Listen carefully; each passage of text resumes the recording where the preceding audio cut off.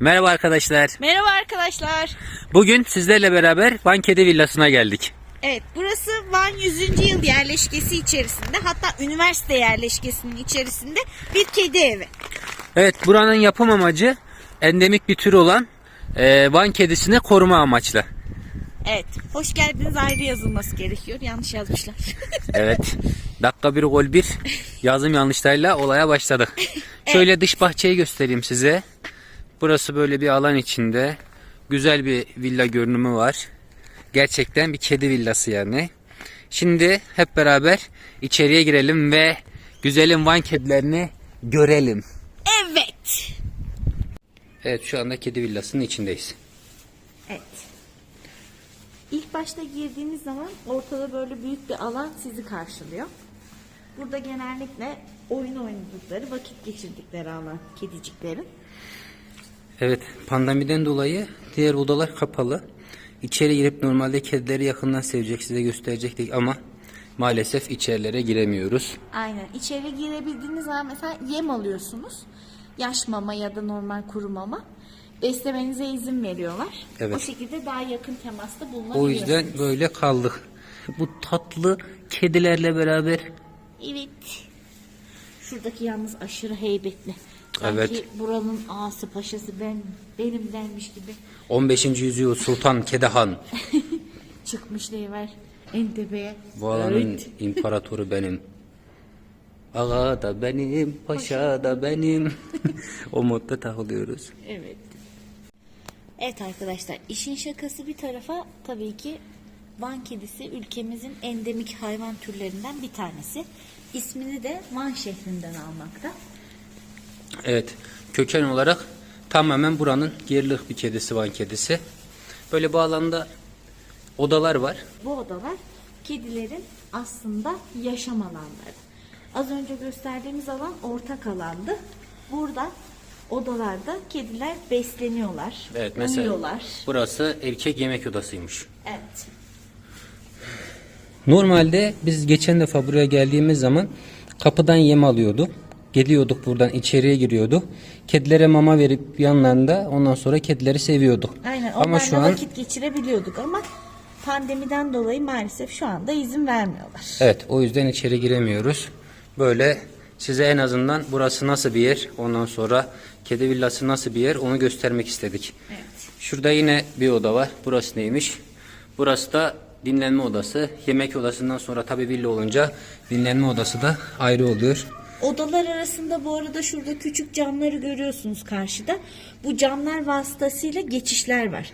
Kediler odalardan odalara bu camlarla geçiş yapabiliyorlar. Evet, odalardan odalara şu karşıda gördüğünüz camla bahçeye geçiş yapabiliyorlar. Şu yerdeki camlı Alandan bölmeyle da, de aynen, camlı bölmeyle de odalardan ortak alana, yani oyun oynadıkları bu alana rahatlıkla geçiş yapabiliyorlar. evet, şöyle gidelim. Burası da doğum odasıymış. Yazıyor ama içerisini gösterebilecek miyim size? İçerisi görünmüyor. Evet. İçeride de yeni kapalı alanlar var. Van kedileri bu arada yılda sadece bir defa doğum yapabiliyorlar. Öyle bir özellikleri söz konusu. Zaten onları endemik yapan türlerden biri olmalarının sebebi de bu aslında. Gebe kalırlarsa bir defaya mahsus doğum yapabiliyorlar ancak. Evet. Şimdi diğer videolarda da anlattığımız gibi şöyle doğum odası, şöyle göstereyim mi önce size? Şöyle küçük küçük bölümler var. Doğum yapan kedileri böyle odalara yerleştiriyorlar. Bayağı da bir yerimiz var. Yani. Bu kediler aynı zamanda çok sadık, nazik, aynı zamanda çok oyuncu, hiperaktif kediler. Evet. Karşı taraf erkek odasıydı. Bu tarafta dişi odası. Dişilerimiz daha çok tabi. Şöyle göstereyim size. Keşke imkanımız olsaydı da içeri girip gösterebileydik hayatım. Evet, aynen, ama yapabilecek bir şey yok. Evet. Yine tablolar var. Buraları güzelleştirmek için. Burası yemek odası, dişilerin. Ondan sonra yine şöyle. Gördünüz mü bilmiyorum ama karşıdan bahçeden içeriye girdi. Şurada yanımıza geliyor. Alışmışlar tabii. Kapıdan girince yemek gelecek. Aynen. Neydi bu? Şartlanmalardan. Bu edimsel koşullanma. Elbise koşulan. Burası da yavru kedi odası. Bunlar nasıl yavrular bilmiyorum ama böyle görüyorsunuz arkadaşlar. Şöyle devam edelim. Şu tablolar da çok güzel. Çok ilginç tablolar var burada. Önceden tabii ki endemik bir tür olmadığı için evlerde normal evcil kedi gibi beslenebiliyormuş. Ama daha sonra tabii ki türü tehlikeye girmeye başladığında Evet. bu şekilde koruma altına alınmışlar. Aynen. Burada yine farklı 2 tane kedimiz var. Tekir. Tekirleri getirmişler buraya. Yansıyoruz büyük bir ihtimal ama olsun artık. Pandemi şartlarında gezerken bu kadar. Yapacak bir durum yok. Şöyle gidelim bir de. Bakalım, burada da kedilerimiz vardı.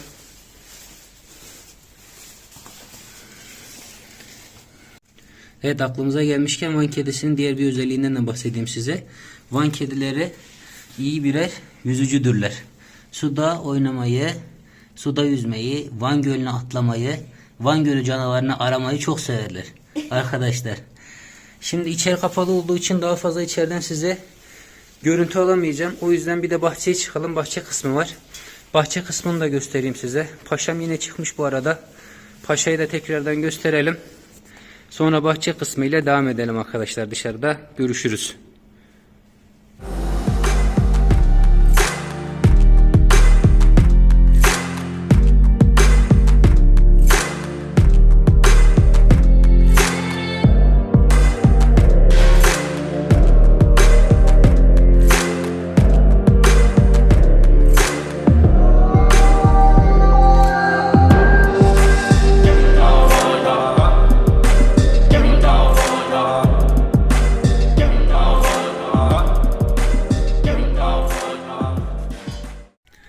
Evet arkadaşlar, şu anda bahçe kısmına geldik.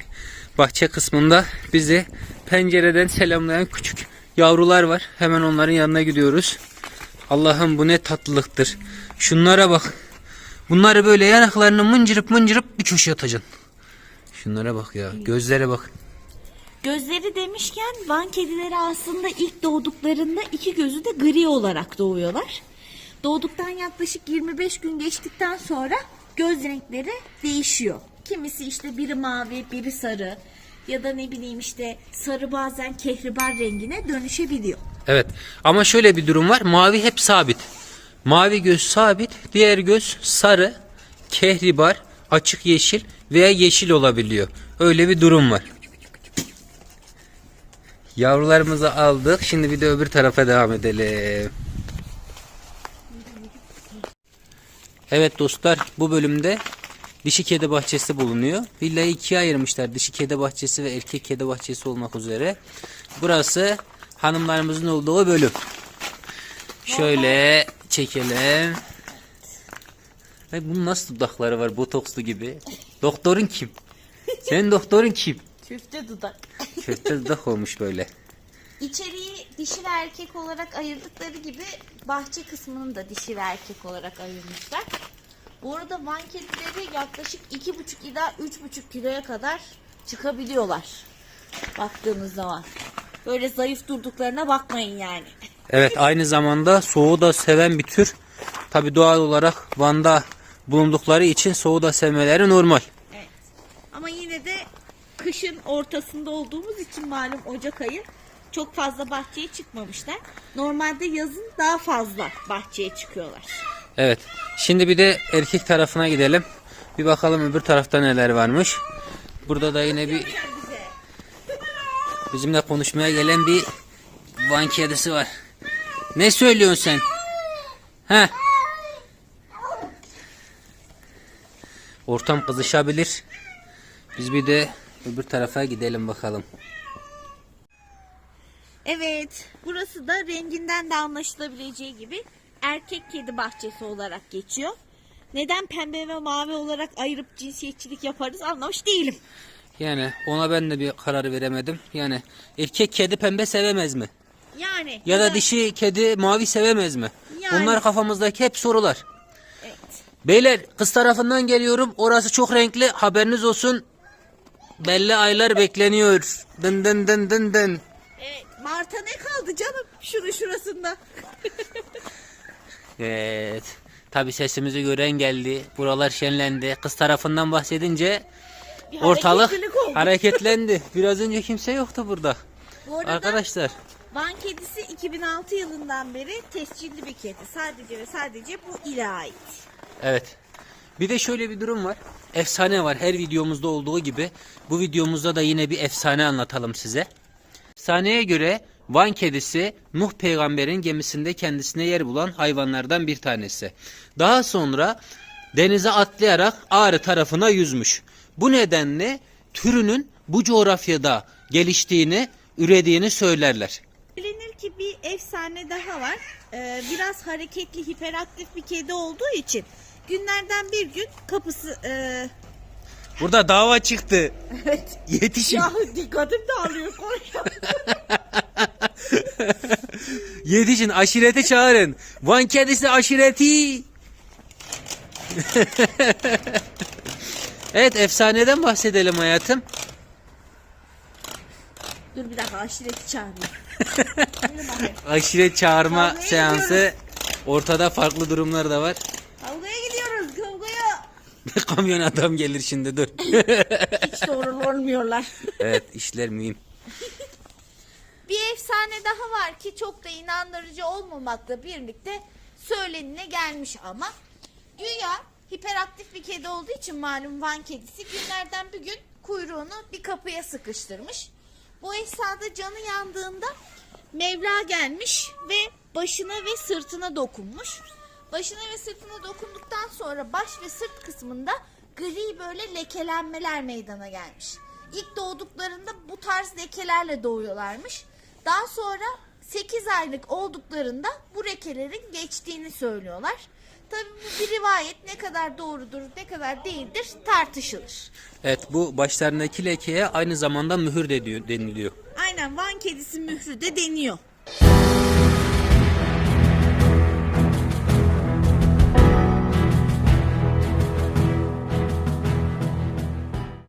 Evet arkadaşlar, bugün sizlerle beraber Van Kedi Villası'nı gezdik ve sessiz dostlarımız olan Van kedilerini ziyaret ettik. Keşke bu sessiz dostlarımızı pandemi olmasaydı da hem besleseydik hem de sevebilseydik. Daha kaç kere acaba pandemiden dolayı sevemediğimizi açıklayacağız bu videoda, ben şahsen sayamadım. Evet, bu videoda da bundan önceki videolarda da pandemiden dolayı sevemedik, pandemiden dolayı gezemedik. Başımıza bela oldu bu pandemi. İnşallah en kısa zamanda bu pandemi belasından kurtuluruz. Evet arkadaşlar, videonun burada sonuna geldik. Ben hoşça kalın diyorum. Görüşmek üzere. Evet, hoşça kalın ve kendinize iyi bakın arkadaşlar.